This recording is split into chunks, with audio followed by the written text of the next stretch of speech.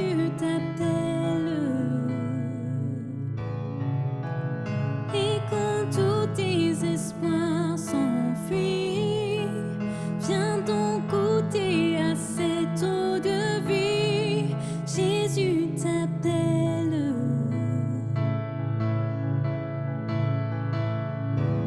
Approche de l'autel, les bras du Père sont grands.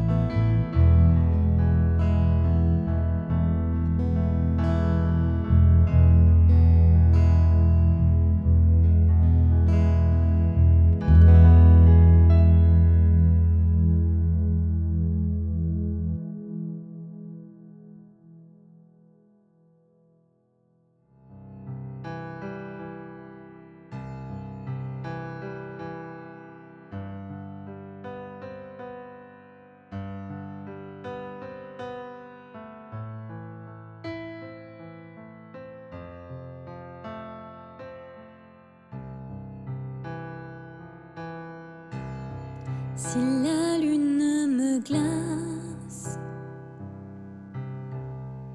et le soleil menace, créateur des étoiles,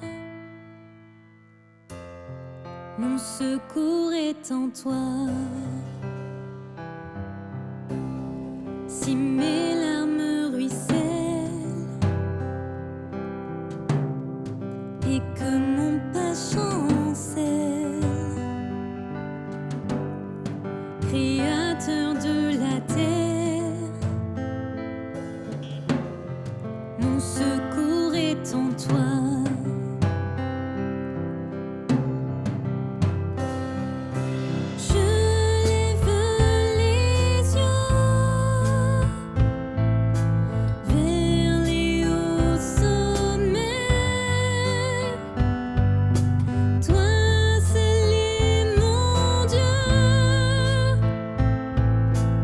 Je proclamerai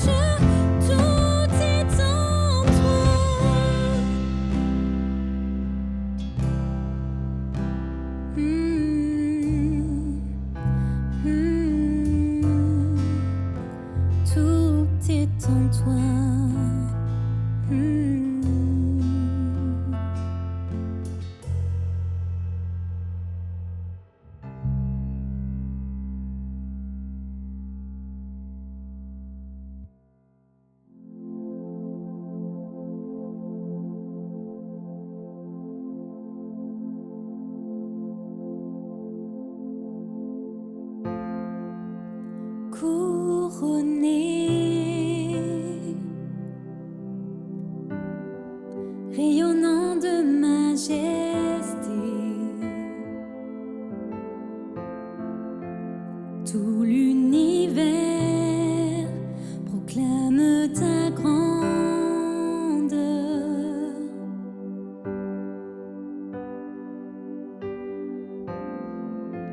Glorifié par les anges prosternés, tu es assis à la droite du Père. Jésus, merveilleux nom, qui est semblable à toi, ô Dieu. Jésus, ton précieux nom est digne d'hommage.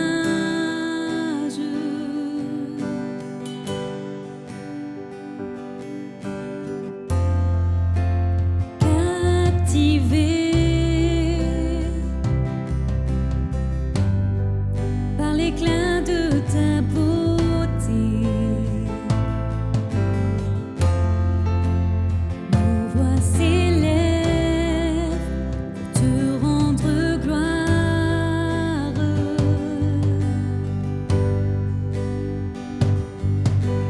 Jésus, merveilleux nom, qui est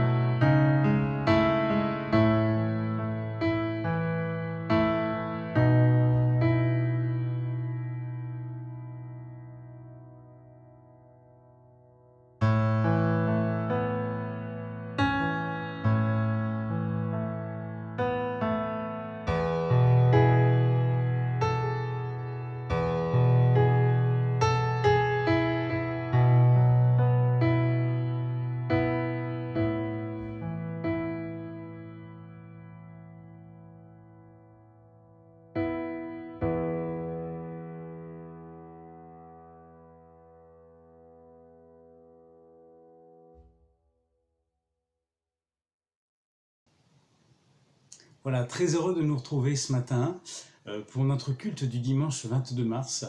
Je suis heureux de pouvoir faire cette retransmission vidéo, ce message partagé, via les réseaux sociaux, le site internet également. Que Dieu puisse nous faire du bien ce matin et qu'au travers de ce culte par écran interposé, nous puissions malgré tout ressentir la présence de Dieu, chacun dans nos maisons, que nous puissions inviter le Seigneur à prendre soin de nous, que nous puissions prendre un temps à part, vraiment, pour nous commémorer ce que Jésus a fait pour nous. Parce que c'est vraiment une question qui est essentielle. Et je crois que rien ni personne ne pourra nous empêcher de nous rassembler autour du Maître et dans la présence du Saint-Esprit. Voilà, nous allons aborder ce matin un thème particulier. Il a été lancé cette semaine sur Internet. J'aimerais parler de la famille. Voilà. La famille, prendre soin des siens. J'ai intitulé mon message comme cela.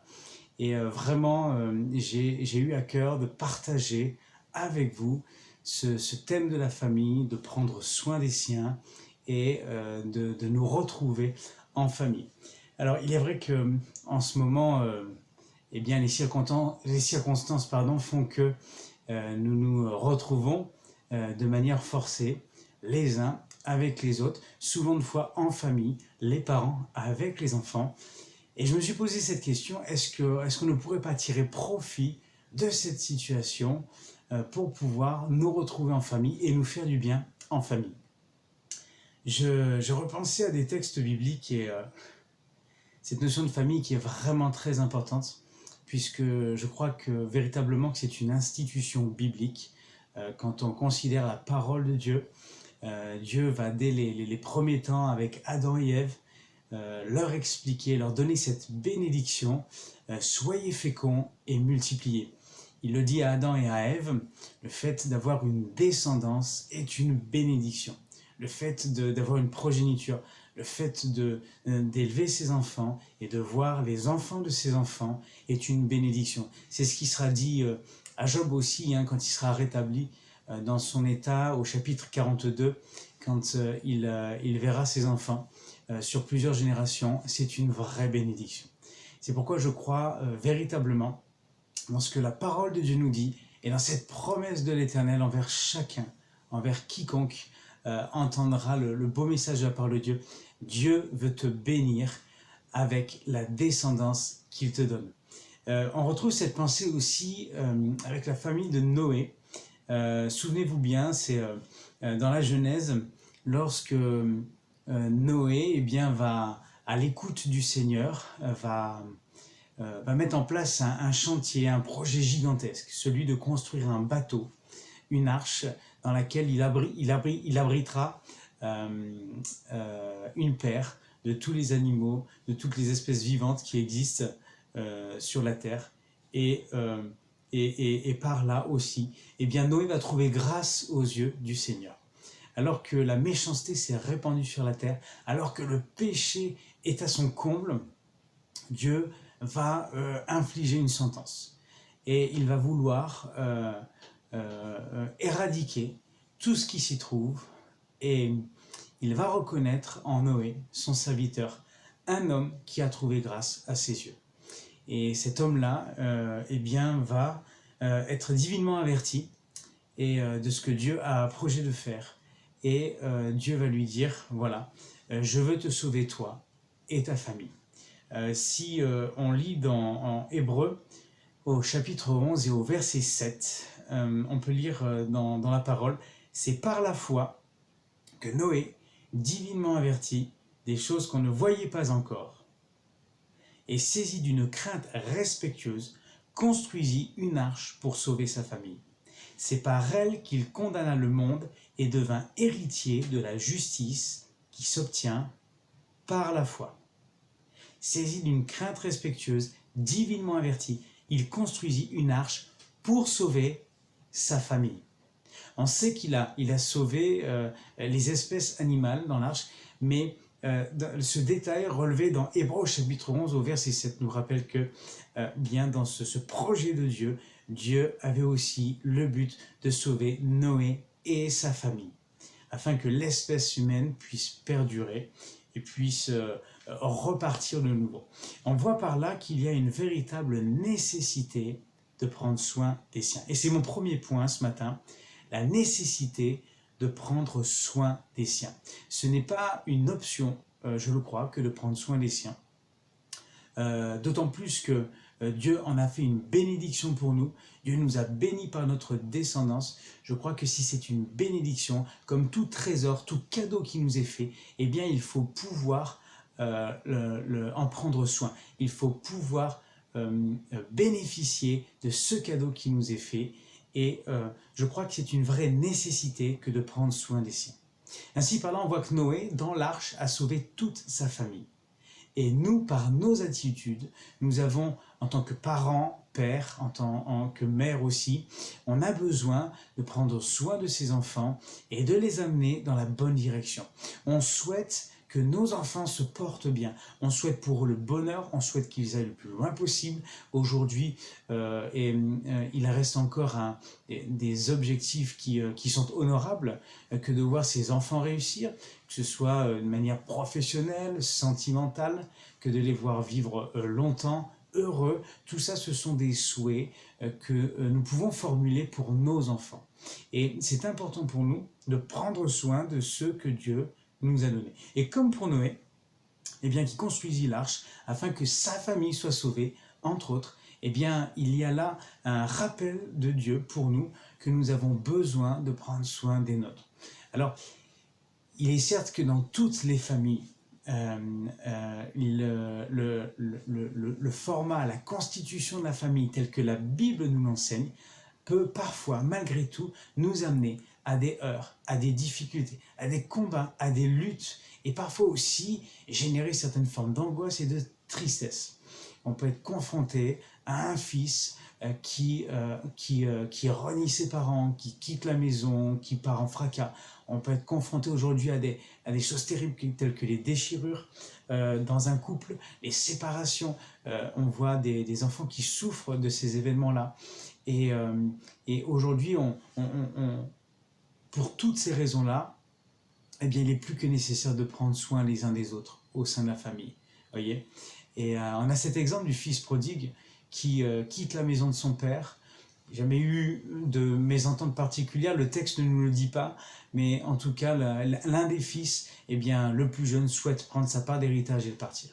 Il y a là quelque chose qui a été brisé. Et pourtant, quand on repense à ce texte du fils prodigue, eh bien, le père n'a jamais renié son fils. Quand il reviendra à la maison, après avoir réfléchi, après être passé par l'épreuve et la difficulté, eh bien, le père va l'accueillir à bras ouverts. Et il y a là un modèle, un exemple extraordinaire de l'amour que Dieu porte envers nous. Et si ce matin on parlera et on parle de la famille au sens charnel, dans cette expression du sang, une famille de sang, de notre descendance, eh bien il y a aussi l'image de la famille spirituelle, la famille et cette image qu'on retrouve dans l'Église et dans la famille que nous formons, nous, membres d'une même Église, chrétiens de nos assemblées et chrétiens dans le monde. On forme cette famille d'enfants de Dieu, cette famille de ceux qui sont rachetés. Notre Père est Dieu. Et si, au même titre que Dieu prend soin de nous, on le verra un petit peu plus tard dans la suite de la prédication, si on considère que Dieu prend soin de nous parce qu'il nous aime, eh bien nous aussi, nous souhaitons prendre soin des nôtres parce que nous les aimons. Et cette nécessité de prendre soin des siens, elle est évidente. C'est une notion qui est implacable, indiscutable. Je le disais tout à l'heure, malgré les combats et les difficultés, on a ce besoin de prendre soin des nôtres. J'en arrive à ce deuxième point, la difficulté de prendre soin des siens. Ça n'est jamais évident, j'ai cité quelques exemples tout à l'heure. Il peut y avoir des combats, des luttes qui nous amènent parfois des déchirures même au sein de la famille. Est-ce pour autant que nous devons abandonner la responsabilité qui nous incombe? Est-ce que le père doit abandonner ses responsabilités en tant que représentation de l'autorité avec la mère, avec son épouse? Est-ce qu'ils doivent abandonner cette représentation de l'autorité dans la famille? Est-ce que la mère doit cesser d'aimer parce qu'il y aurait des difficultés? Est-ce qu'elle doit abandonner ses enfants parce qu'il y aurait des difficultés ou parce qu'elle-même ne se sentirait pas à la hauteur au jour où l'on parle? Elle-même ne se sentirait plus capable? Est-ce qu'on doit abandonner? Je pense que non.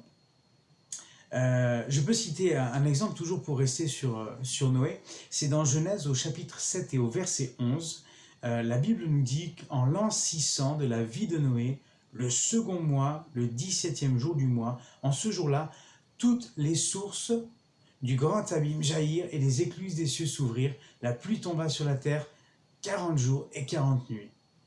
En l'an 600 de la vie de Noé, le second mois, et le 17e jour du mois. Ça, c'est le moment dans lequel le déluge, l'arche va être fermée, le déluge va commencer à se prononcer. C'est le moment où la famille va entrer dans l'arche et l'arche va être scellée. Ça va être le moment où la famille va se retrouver dans ce même lieu pendant un certain nombre de jours. Alors je ne sais pas si vous savez combien de temps Noé et sa famille ont été enfermés dans l'arche pour pouvoir survivre au déluge.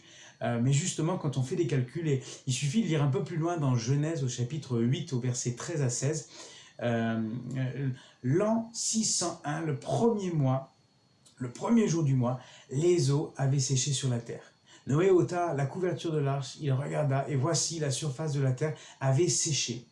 Le second mois, le 27e jour du mois, la terre fut sèche. Alors Dieu parla à Noé en disant, « Sors de l'arche, toi et ta femme, tes fils et les femmes de tes fils avec toi. » Et quand on prend ces indications sur le temps, eh bien, on réalise qu'en fait, Noé est resté confiné un peu plus de 10 mois dans l'arche avec sa famille. 10 mois dans un lieu confiné. Alors c'est étrange, mais quand je relisais ces textes, il y a comme une forme de parallèle avec ce qu'on vit en ce moment. Malgré tout, hein, c'est pas un fait exprès, mais c'est un point commun que j'ai relevé par rapport à la situation que nous vivons dans le monde aujourd'hui.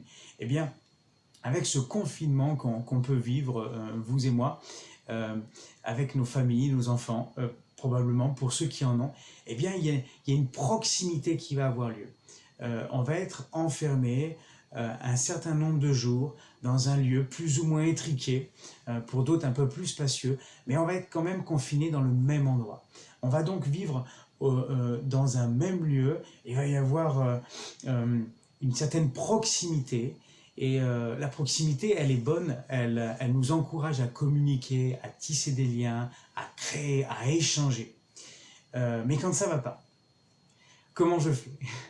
Quand les choses vont mal, quand je ne me sens pas bien, quand il y a des heurts, des difficultés, des distensions, des disputes, des querelles, comment je fais ? La proximité à long terme peut parfois, même souvent, générer certaines tensions. La vie quotidienne, dans une certaine forme de proximité, nous amène à cela. Et c'est là où je me rends compte que c'est difficile de prendre soin des miens. Si je prends par exemple cette caractéristique-là. Et peut-être que nous pourrions profiter de ces instants, de ce moment où nous nous retrouvons ensemble dans nos maisons, avec nos familles, pour dire, voilà, peut-être à repenser ce modèle de la famille par rapport à ce que nous vivons aujourd'hui. On ne doit pas refonder ce qu'est la famille. Je le disais tout à l'heure, la Bible en parle très clairement, et la famille, la notion de famille est une institution biblique, elle est définie dans la parole de Dieu. Mais aujourd'hui, on voit très bien que le modèle de la famille est vraiment mis à mal. Il est étriqué, maltraité, martyrisé, et c'est quelque chose qui aujourd'hui peut être assez complexe. Hein. Je le dis sans pointer qui que ce soit ou quoi que ce soit du doigt, bien entendu, mais voilà. On va se retrouver à un certain moment avec notre famille, et il nous faut prendre du temps. Et c'est là où peut-être, eh bien, certains vont trouver l'occasion de refaire avec les siens, de prendre du temps avec les siens, des choses qu'ils n'auront pas faites, pas vécues depuis si longtemps. Aujourd'hui, on court à droite à gauche, on va travailler, on continue le flot incessant des activités journalières, on parle de métro, boulot, dodo, et ça fonce à une allure extraordinaire. Mais depuis combien de temps n'as-tu pas pris de temps avec ton épouse, avec ta femme? Depuis combien de temps n'as-tu pas pris de temps avec tes enfants? N'as-tu pas échangé, discuté, parlé de choses sérieuses, parler de choses moins sérieuses et rigoler, plaisanter, prendre du temps? Depuis combien de temps? Il y a des gens qui vivent sous un même toit, et qui ne font que se croiser, des familles qui vivent sous un même toit et qui pourtant ne se connaissent pas. Il y a des gens qui vivent sous un même toit et qui ont plus d'affinité avec des gens de l'extérieur qu'avec les personnes qui sont sous leur toit. Et ça, je trouve ça tellement dommage, tellement terrible, parce que ce n'est pas le but de Dieu pour nos vies, ce n'est pas le but de Dieu pour la famille. Le but de Dieu, c'est que nous puissions nous retrouver. Est-ce que dans ces moments étriqués, eh bien, Noé et sa famille, pourquoi ne prendrions pas un temps pour nous retrouver avec les nôtres, à exprimer l'amour que Dieu veut que nous exprimions les uns avec les autres. La difficulté de prendre soin des siens, eh bien peut-être c'est l'occasion pour nous de renouer sur ce sujet. J'aimerais qu'on lise un autre verset aussi, si vous voulez suivre, dans la première épître de Paul à Timothée au chapitre 3, il est écrit concernant celui qui aspire à la charge d'évêque, il faut qu'il dirige bien sa propre maison et qu'il tienne ses enfants dans la soumission et dans une parfaite honnêteté. Ici, on a vraiment le verbe tenir, hein, qu'il tienne ses enfants dans la soumission, dans une parfaite honnêteté. On se rend compte que être parent, éduquer, enseigner, c'est quelque chose qui n'est pas évident. C'est qu'à un moment donné, il va falloir faire preuve de fermeté. Non pas pour infliger, non pas pour faire souffrir, mais pour amener dans la vérité, amener dans un chemin qui est droit et qui est bon. Et je l'imagine, tous les parents sincères souhaitent amener leurs enfants dans une voie qui est droite. Et à un certain moment, il va falloir tenir ces enfants, dans le sens où il va falloir leur montrer la destination, l'objectif, le cap à tenir. Et c'est en cela que le parent va être un guide. Au même titre que je pourrais prendre l'exemple du tuteur. Quand vous plantez quelque chose et que vous posez un tuteur à côté, c'est qu'au début, quand la plante pousse, elle a besoin d'un guide, elle a besoin d'être aidée, elle a besoin qu'on lui montre la direction et qu'on la soutienne à côté d'elle. Le parent est cette forme de tuteur. Et on a besoin de ça, Quand on relit un peu plus loin, toujours dans la première épître de Paul à Timothée au chapitre 5, il est question d'un autre texte qui m'a interpellé, c'est au verset 3, « Honore les veuves qui sont véritablement veuves ». Il est question ici, d'un point de vue historique, bien entendu, de celles qui sont veuves et qui n'ont aucune famille pour prendre soin d'elles. Il n'y a plus que l'Église et pour pouvoir les aider. Je ferme la parenthèse. Verset 4, ici, « Une veuve a des enfants ou des petits-enfants, qu'ils apprennent avant tout à exercer la piété envers leur propre famille. » Voyez, je lis dans la suite.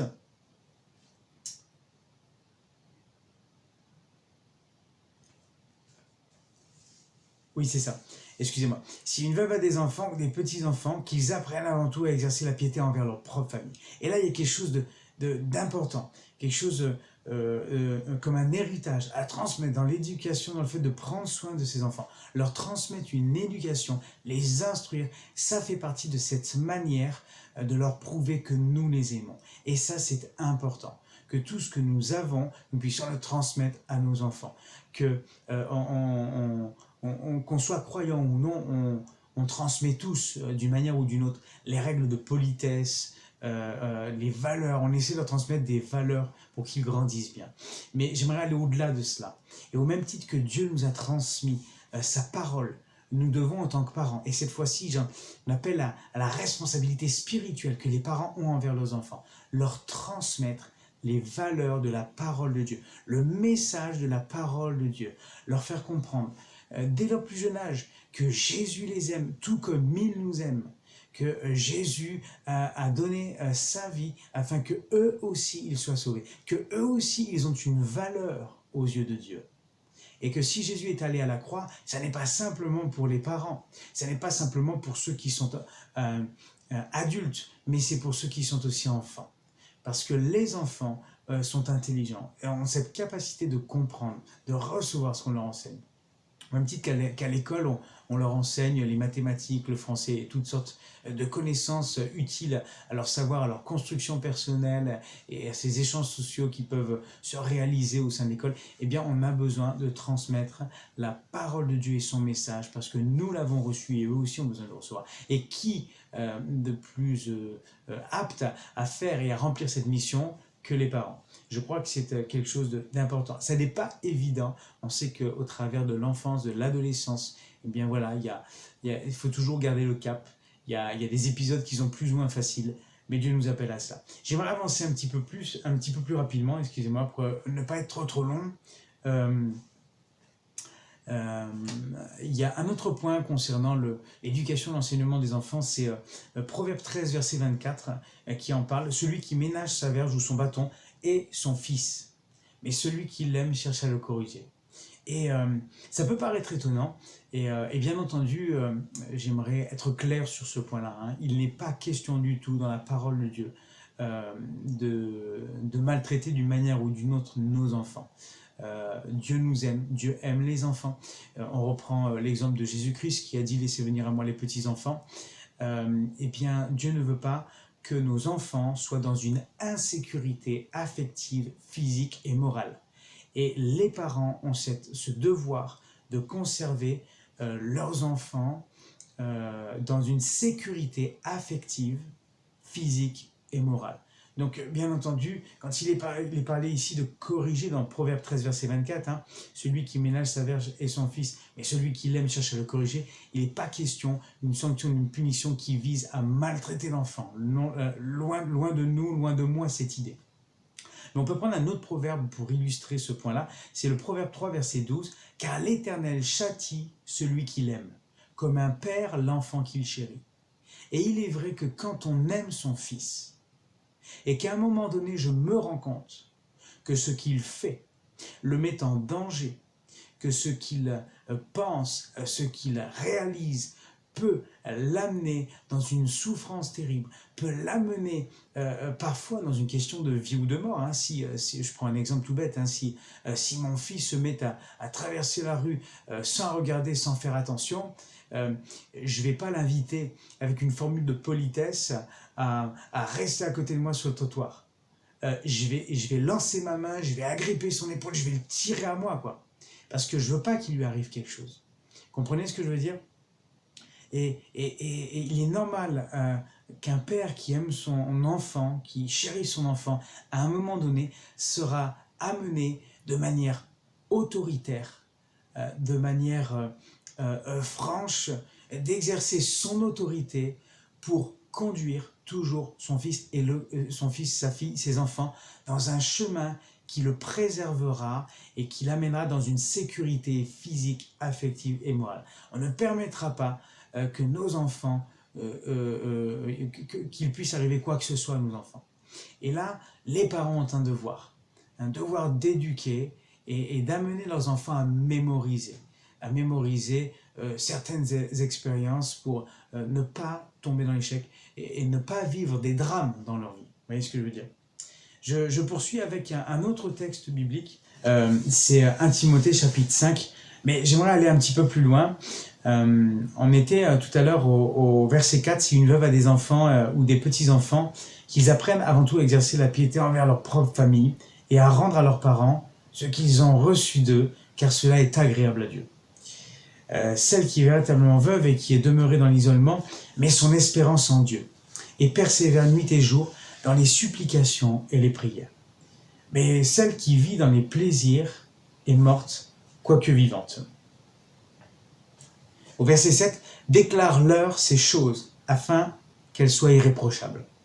Si quelqu'un n'a pas soin des siens, et principalement de ceux de sa famille, il a renié la foi, et il est pire qu'un infidèle. » C'est pas évident de prendre soin des siens, et d'autant plus que la Bible dit que ceux qui n'ont pas soin des siens, eh bien, est exposé à une sanction, est exposé à cette condamnation, à cette qualification. Il a renié la foi et il est pire qu'un infidèle. Au travers du mot famille, dans ce texte-là, bien entendu, si on reprend la racine grecque oikeios, qui veut dire famille, eh bien on peut avoir plusieurs sens au terme famille. Ça peut être notamment tous ceux qui vivent sous un même toit, une maisonnée, ceux qui sont liés par le sang. Là, c'est la famille de chair, la famille de sang, bien entendu, ceux qui ont un lien de parenté. Il y a aussi un autre sens au mot famille par ce terme grec, c'est ceux qui appartiennent à la famille de Dieu. Et dans ce texte-là, je crois très certainement qu'il est question de prendre soin des siens, pas seulement de notre famille de sang, mais de prendre soin les uns des autres en tant que famille. Il y a la devise nationale, c'est liberté, égalité, fraternité. Et dans ce terme de fraternité, il y a un moment donné dans notre pays, dans les valeurs que notre pays transporte et qui nous transporte, ce fait que nous, quand nous sommes Français, nous sommes frères les uns des autres. Et nous devons nous porter secours les uns les autres. Et nous devons pouvoir nous porter assistance. On voit dans les moments que nous vivons depuis quelques jours, eh bien, un élan de solidarité, des gens qui s'aident les uns les autres.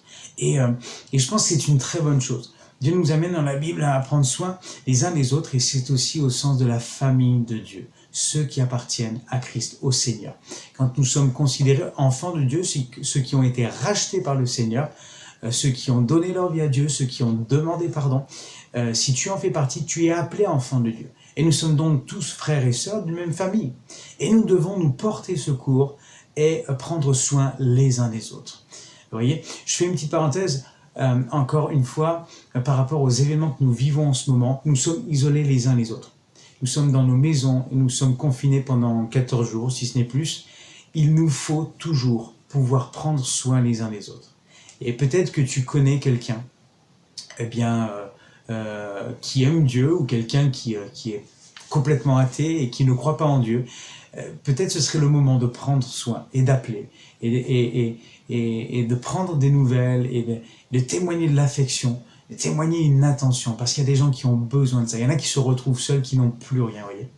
Et maintenant, si je referme cette parenthèse du confinement, et bien entendu, de manière générale, nous devons pouvoir nous porter secours les uns les autres, nous aider, nous encourager spirituellement. Pour celui qui est faible dans la foi, lire la parole de Dieu avec lui et l'encourager, lui dire, voilà, le Seigneur va t'aider, il va te bénir parce qu'il t'aime. Et c'est une vérité, que nous puissions être un soutien les uns les autres. Quand quelqu'un est mal, eh bien, ça ne nous viendrait pas à l'idée de le voir dans la tristesse et de passer notre chemin. Il y a des gens qui parfois font cela. Hein. Quand on reprend le texte du bon samaritain, il y a un homme qui est délaissé là, qui est maltraité, qui est laissé à demi-mort. Il y a des gens qui vont passer leur chemin et il y en a un qui va s'arrêter et qui va prendre soin. Et je trouve ce texte extraordinaire parce que le bon samaritain n'a rien à faire avec les juifs et pourtant c'est lui qui va s'arrêter, il est considéré comme un étranger et c'est lui qui va s'arrêter, qui va prendre soin. Il prend pas attention à la race, à l'origine sociale, ethnique, etc. Mais il va prendre soin parce qu'il voit un homme qui a besoin. Et là, Dieu nous amène à prendre soin les uns les autres. Que ceux qui ne connaissent pas encore Dieu, eh bien, puissent voir dans celui qui aime Dieu quelqu'un qui prend soin. Que nous, chrétiens, nous puissions prendre soin de ceux qui ne connaissent pas encore Jésus-Christ. Parce que Dieu a pris soin de nous. Dieu prend soin de nous chaque jour. Et nous devons nous aussi prendre soin de ceux qui ne le connaissent pas encore. Et à plus forte raison, de ceux qui le connaissent déjà.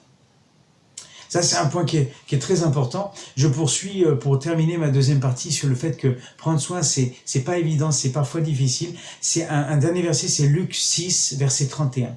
Ce que vous voulez que les hommes fassent pour vous, faites-le de même pour eux.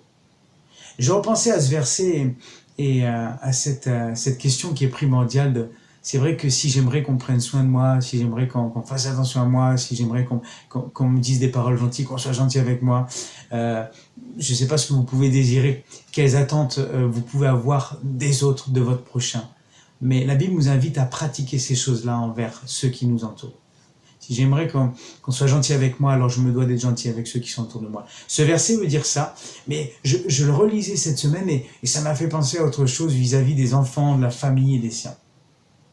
Je repense à l'éducation et si je veux que mes enfants m'obéissent, eh bien, je ne vais pas dire que je dois obéir à mes enfants, bien entendu, mais je vais aller plus loin dans ce que le verset peut nous dire ou de ce qu'on peut s'approprier de ce verset-là. Si je veux que mes enfants m'obéissent, si je veux qu'ils me respectent, je dois être un modèle.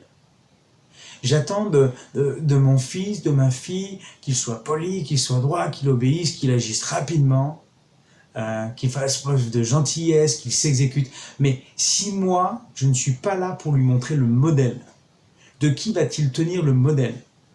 Connaissez cette expression qui dit « fais ce que je dis, pas ce que je fais » et qui est un exemple criant d'une éducation qui est très, très maladroite, pour pas dire qui est destructrice, je l'ai dit.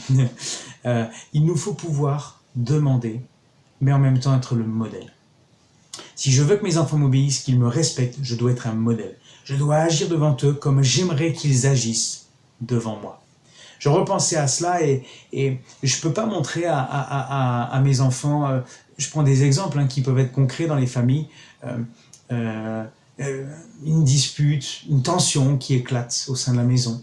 Et puis, imaginons que moi, père de famille, eh bien, je me mets à taper dans les portes ou à taper dans la porte et mes enfants voient ça. À quel moment, quand mon enfant va grandir ou même quand il est jeune, à un moment donné, quand il dans une crise de colère, il va se mettre à taper contre un mur ou une porte, à quel moment je vais lui dire « mais ce que tu fais, ce n'est pas bien ». Je ne pourrais pas être crédible. Parce que très certainement, cet enfant-là, avec la mémoire qu'il a, me dira « mais papa, un jour tu as fait ça aussi. Alors aujourd'hui, tu ne peux pas me le reprocher ». Vous voyez, c'est en ça que je veux rebondir sur ce verset. Je pense que je dois montrer de la maîtrise afin que mes enfants me respectent. Si je suis vrai, si je suis honnête envers mes enfants, eh bien, ils le seront envers moi. C'est pas évident parce que nous sommes, bien que nous soyons adultes, eh bien nous sommes des hommes, des femmes, et il peut nous arriver de craquer, il peut nous arriver de céder, mais on a cette responsabilité-là. J'en viens donc maintenant à mon troisième et à mon dernier point. On va faire un petit récapitulatif par rapport à ce que je disais au début. J'ai précisé en premier point vraiment cette nécessité que nous avons de prendre soin des nôtres. Prendre soin des siens, c'est une vraie nécessité. En deuxième point, j'ai cité que parfois ça n'était pas toujours évident, qu'il y a une vraie difficulté à prendre soin des siens. C'est un vrai défi et c'est un défi à remplir, mais que Dieu nous a équipés pour pouvoir le remplir. J'en arrive donc à cette partie finale de mon partage ce matin avec vous. C'est les bénéfices qu'on peut avoir, qu'on peut obtenir en prenant soin des siens. Si je lis avec vous dans le livre des Proverbes au chapitre 22 et au verset 6, il est écrit « Instruis l'enfant selon la voie qu'il doit suivre et quand il sera vieux, il ne s'en détournera pas. » Je trouve ce verset extraordinaire. Bien entendu, toute la parole de Dieu est extraordinaire, mais ce que j'apprécie beaucoup dans ce verset, c'est ce bénéfice qu'on a en instruisant nos enfants, en leur montrant la voie qu'ils doivent suivre, et ces bénéfices qu'on peut obtenir déjà à court terme, bien entendu, quand on est bien avec sa famille, quand on est bien avec les siens, quand on prend soin de ceux qui nous entourent, de notre famille. Il y a ce retour direct à un enfant qui vous serre dans ses bras et qui vous dit « Papa, je t'aime, maman, je t'aime ». C'est quelque chose d'extraordinaire, de merveilleux, parce que on vient de passer un temps agréable dans la journée, parce que on a échangé, on a pris du plaisir ensemble, parce que je l'ai aidé, etc. Voilà, il y a vraiment un bénéfice dans l'immédiat, mais il y a aussi ce bénéfice à plus long terme. Quand je prends soin des miens, quand je prends soin de mes enfants, il y a ce bénéfice à long terme. Quand j'ai instruit mon enfant dans la voie qu'il doit suivre, et bien quand il sera vieux, il ne s'en détournera pas. Quand on enseigne nos enfants à suivre la parole de Dieu, à se nourrir la parole de Dieu, quand on leur montre cet exemple, je parlais d'exemple tout à l'heure, quand je suis un modèle, quand eh bien, je garde ce que j'ai reçu. Moi, j'ai toujours été béni par le témoignage que mes parents m'ont donné. Quand ils se sont convertis, j'ai vu leur vie changer, j'ai vu une pratique de la parole de Dieu, je les ai vus prier, prendre du temps quotidiennement, lire la parole de Dieu, et ça m'a laissé un témoignage. Rapidement, je me suis mis à moi aussi prendre du temps dans la présence de Dieu aujourd'hui, autant que je le peux, autant que je puisse le faire. Eh bien, quotidiennement, je lis la parole, je prie, parce que j'ai reçu ce modèle-là, étant plus jeune, étant enfant, étant plus petit. Et je sais que ce qu'on reçoit étant petit, étant enfant, quand on grandit, on le conserve, on le reproduit, et on continue à conserver ce qu'on a reçu. C'est beaucoup plus dur quand on est plus âgé de recevoir une éducation et de la conserver avec soi. Et d'un point de vue biblique, Dieu nous appelle à cela, nous rappelle cela. Et je crois que c'est notre désir à chacun. de voir nos enfants être bénis, de les voir prospérer. Je crois que même sans avoir une conviction de foi quelle qu'elle soit, tous souhaitent le bien de leurs enfants. Tous souhaitent voir ces enfants grandir dans la sécurité, réussir leurs études, réussir leur vie sentimentale, leur mariage, etc. Et leur situation professionnelle, voyez. Et ce sont des désirs, des souhaits qui sont honorables, qui sont bien vrais. Mais encore plus, je crois que, et là je parle personnellement, ce qui compte pour moi peut-être le plus par rapport à mes enfants, eh bien, ce serait de les voir sauvés. Et j'aimerais tellement leur transmettre tout ce que je sais de Dieu, tout ce que je sais de Jésus, de l'amour que j'ai reçu au travers de la parole de Dieu, au travers de ce que Jésus a fait pour moi, de son pardon envers moi, de tous mes péchés. Eh bien, je veux le transmettre à mes enfants. Et parce que je souhaite qu'eux aussi soient sauvés. Et même si sur la terre, il y a des moments difficiles, il y a des épisodes de la vie qui ne sont pas évidents, ça c'est sûr, ce que je souhaite par-dessus tout, eh bien, c'est qu'ils soient sauvés. C'est qu'ils puissent avoir aussi leur part d'héritage dans le ciel. Et par rapport à ça, si un jour j'imaginais que je ne leur avais pas transmis suffisamment ce que je savais, eh bien je serais triste, tellement triste. Parce que je souhaite les retrouver dans le ciel, puisque j'ai cette conviction, eh bien, que je suis sauvé. Je veux que mes enfants l'aient aussi, et que mes enfants soient sauvés au travers du sang de Jésus, cette conviction de foi dans la parole de Dieu. Amen. Voilà, je poursuis avec un dernier verset, et je conclurai mon message par là. On l'a lu tout à l'heure, c'est la première épître de Paul à Timothée au chapitre 5. On l'a lu au verset 4. Il est écrit: si une veuve a des enfants ou des petits-enfants, qu'ils apprennent avant tout à exercer la piété envers leur propre famille et à rendre à leurs parents ce qu'ils ont reçu d'eux, car cela est agréable à Dieu. À rendre à leurs parents ce qu'ils ont reçu d'eux, car cela est agréable à Dieu. Quand je bénis mes enfants, quand je fais des sacrifices pour mes enfants, quand je vais à un moment donné même priver de certaines choses pour prendre soin de mes enfants, pour les éduquer, pour les instruire selon la voie qui est droite, eh bien, j'en tirerai un bénéfice également, même durant ma vie terrestre, de par leur retour. Je sais que j'ai été béni par mes parents à de multiples reprises, et je souhaite moi aujourd'hui être une source de bénédiction pour eux. Tant que Dieu me les prêtera à mes côtés, bien je souhaite être une source de bénédiction parce que j'ai reçu ça, et c'est vraiment ma reconnaissance. Et Dieu, dans sa parole, comme nous venons de le lire, nous invite les enfants à faire avoir cette attitude, à faire ce geste-là. Et je crois que c'est quelque chose qui est d'autant plus facile quand on a très tôt et très jeune reçu, été béni par nos parents. Mais quand on grandit, eh bien ce retour, c'est quelque chose de tout simplement normal. Quelque chose qui est d'une évidence. Et on est béni par nos enfants lorsque nous vieillissons, parce que Dieu invite dans la parole à ce que les enfants fassent cela. Mais je crois que c'est quelque chose qui sera d'autant plus facile, eh bien, que nous avons instruit nos enfants. Et ça, c'est une chose qui est importante et qui est primordiale. Je parlais tout à l'heure de bénéfices à court terme, mais aussi à long terme. Je crois que tout ce que nous pourrons déployer, tout ce que tu pourras déployer pour tes enfants aujourd'hui, d'un point de vue biblique, d'un point de vue de ce que Dieu fait pour toi et dans ta vie, dans le modèle que tu es, eh bien cela les amènera et les conduira au salut. Je parlais tout à l'heure dans le verset de instruire l'enfant selon la voie qu'il doit suivre. Et il y a quelque chose d'évident dans ce verset, c'est qu'on ne peut que leur montrer le chemin. On ne peut que leur montrer la voie à suivre. On doit les instruire, leur enseigner, les conduire, leur expliquer le chemin qu'il faut prendre. Mais après, c'est à eux de le prendre. Et là, c'est sûr que c'est une responsabilité personnelle de tout être humain, quel qu'il soit.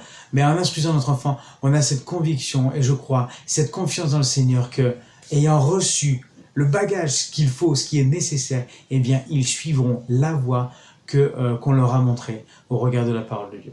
Et ça, c'était important dans ce bénéfice à long terme, eh bien, de savoir que nous sommes sauvés et que eux aussi sont sauvés.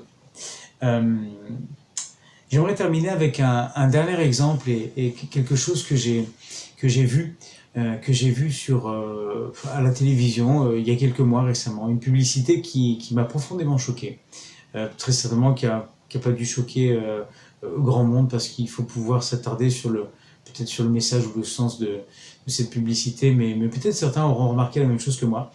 C'est concernant comment on appelle ça, un opérateur télé et téléphone, dont je tairai le nom bien entendu, qui faisait sa promotion à la télévision, une publicité qui mettait en avant le fait d'avoir une option et qui permet d'avoir plusieurs écrans, d'avoir une option écran multiple à la maison, et donc de résoudre tous les problèmes.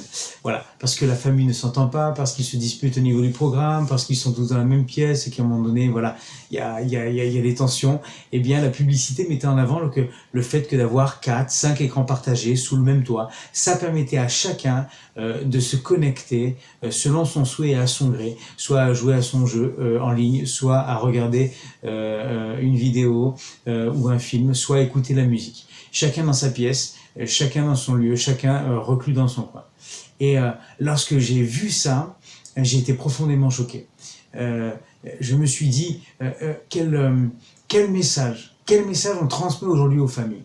Est-ce que pour être bien dans une famille, pour éviter les conflits, les disputes, les crises de mots ou d'autres, il faut que tout le monde se retrouve dans son coin. Il faut que tout le monde soit séparé avec son propre monde, sa propre chambre, sa propre pièce, centré sur lui-même, centré dans son égoïsme, à satisfaire ses propres besoins et aujourd'hui à ne plus avoir ces liens qu'on doit avoir entre nous.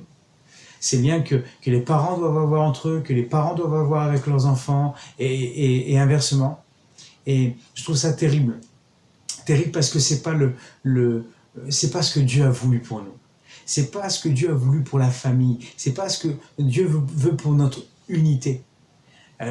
Dieu souhaite que nous soyons ensemble, que nous apprenions à vivre ensemble, à prendre du plaisir ensemble, à échanger, à s'amuser, à rigoler, parfois aussi à pleurer ensemble, mais à se soutenir les uns les autres. Et Dieu nous invite vraiment à cela, à ce bénéfice qu'on peut avoir en se retrouvant en famille. Que ce soit dans la famille de sang, de chair, j'en parlais tout à l'heure, mais que ce soit dans la famille chrétienne, dans la famille spirituelle, bien Dieu nous invite à cela. Alors que vraiment, en conclusion, eh bien, chacune, nous puissions avoir à cœur de nous soutenir les uns les autres, de tisser des liens, d'échanger, d'être une vraie famille, de nous retrouver ensemble pour nous aimer, pour nous soutenir, pour nous encourager, pour aller plus loin. Parce que c'est là la volonté de Dieu à notre égard, que ce soit dans notre église, que ce soit dans notre famille, dans notre voisinage, dans notre quartier, vis-à-vis de celui, de celle qui ne connaît pas encore Jésus-Christ, que nous puissions avoir ce désir de prendre soin les uns les autres et d'être une famille. Voilà, que Dieu vous bénisse. On va terminer ces instants avec une courte prière. Voilà, une prière d'encouragement, une prière de bénédiction pour tous ceux qui entendront ce message. Que Dieu puisse vous bénir. Voilà, je prie et à Dieu soit toute la gloire. Seigneur, je te bénis, je te rends gloire et honneur. Tu es mon sauveur, tu es celui qui me bénit chaque jour. Ce matin, tu veux parler au cœur et pardonne-moi peut-être pour les balbutiements, les mots qui auraient fourché, Seigneur, et je suis un homme, je suis limité, mais je sais aussi que, Seigneur, eh bien, tu accompagnes par ton Saint-Esprit et ta puissance divine, Seigneur, la prédication de la parole de Dieu, Seigneur. Je crois que ce message percute les cœurs, je crois qu'il nous touche, je crois qu'il nous amène à aller plus loin, et à tous ceux qui auront entendu ce message, je prie ce matin que tu puisses les bénir.